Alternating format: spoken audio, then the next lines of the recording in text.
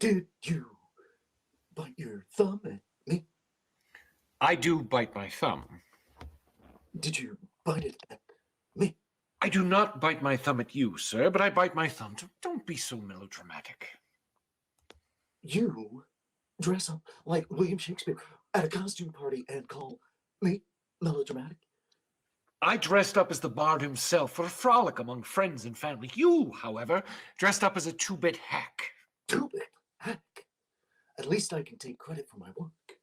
What is that supposed to mean? 2 words.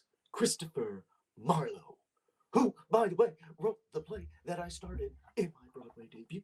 Of course he did. No one would have cast you in any quality production, and anything with that villain's name on it is definitely not quality. I have dabbled in Shakespeare's work many times. Many say I embody the true essence of the bard's intentions, as if I traveled through time and space from that long ago era to bring his vision of theatricality to Priceline commercials? the screen. Fine, a wager then. 30 seconds, any of the bard's finest monologues, soliloquies, or your favorite, as you colonials like to say, chit-chat. We have plenty of willing bystanders here. We will let them decide. Look, I'm only dressed as William Shatner. I don't... Do you yield, sir? I can't possibly be expected off the top of my head to... Do you yield? To be or not to be. That is the question. Whether it is nobler in the mind to suffer those slings and arrows of outrageous fortune, or to take arms against a sea of trouble, and by opposing them, end them, to die, to sleep no more, and by asleep to say, end the heartache and 1,000 natural shocks that flesh is heir to. 'Tis a consummation devoutly to be wished, to die, to sleep, perseverance, to dream. There's the rub. Well done, good sir. He was good, wasn't he? Space, the final frontier.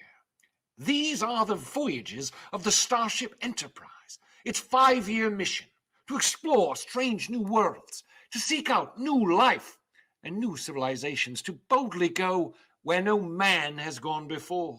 That was not. Nothing slips past you, does it? You see the dilemma now. Should I win, I prove the better actor. Should you win, I prove the better writer. Either way, I win. I challenge you to a duel. A duel? With what? Don't be absurd. We didn't bring swords. I have my phaser. Ooh, what are you going to do? Make funny noises at me? Perhaps the good people at this party have something. Yes, let us summon the good people of this party to provide us with, what? Sub-sandwiches? Pool noodles? Swords! Swords? Huh. Okay. How did you learn to sword fight? I studied advanced sword and shield techniques when I was cast in Alexander the Great. But you're not Shatner. You're in a costume. Oh, right. I, on the other hand, penned the great fight between Tybalt and Mercutio. And Tybalt and Romeo and Paris. But I played Richard III. Act 5, a bloody, bloody duel, in which Richmond defeated Richard III and raced back into the battle. I also wrote the famous fight between Hamlet and Laertes. I played Laertes. Who was slain by Hamlet. I also played Hamlet. Who was slain by Laertes. I also played Horatio, who survived it all. Oh, rubbish. You've practically played every role I ever wrote. That's terribly unfair. Then you concede defeat. I concede nothing. Then how do we solve this duel? I know, we must woo a woman. What? I have written the most eloquent sonnets of all time, and you are considered moderately... I've written the most eloquent sonnets of all time, and you are considered moderately average, I assume. Voted sexiest man alive by People's Magazine 2 times, and by Glam Magazine just this year. Unbelievable.